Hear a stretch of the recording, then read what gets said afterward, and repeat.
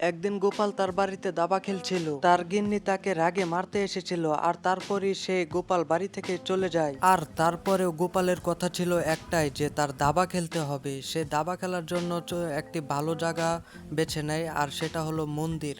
প্রথমে সে মহাদেবের সাথে খেলার জন্য অনুরোধ জানায়, মহাদেব খেলতে চায়নি।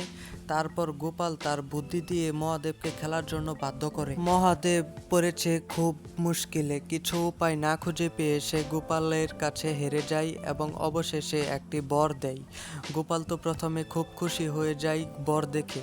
তারপর সে দুটো নারী থেকে একজন নারীকে বেছে নেয়। গোপাল ছিল খুব বুদ্ধিমান, সে ভাবলো তার গিন্নিকে যে একটি শিক্ষা দেওয়া যাবে। তারপর বলল মহাদেবকে একজনকে এনে দেওয়ার জন্য। আর তখনই সাথে সাথে একজন স্বর্গের মেয়ে মর্তে এসে পৌঁছালো, আর তারপরেই সেই মেয়েটি গোপালের সাথে যেতে অস্বীকৃতি জানায়। গোপাল তার বুদ্ধি দিয়ে মেয়েটিকে ইমপ্রেস করে ফেলে, আর তারপর মেয়েটিকে নিয়ে গোপাল যায় তার বাড়িতে। আর তখনই শুরু হয় আসল খেলা। তখন গোপাল নাচতে থাকে তার গিন্নির সামনে। এটা দেখে তো গোপালের গিন্নি খুবই রাগান্বিত, আর তারপরে শুরু হয় গোপালকে নিয়ে টানাটানি। গোপাল প্রথমে ভেবে পাচ্ছিল না যে সে কি করবে, যদিও গোপাল একজন ভালো মানুষ। তারপর সে তার গিন্নিকেই বেছে নেয় আবার।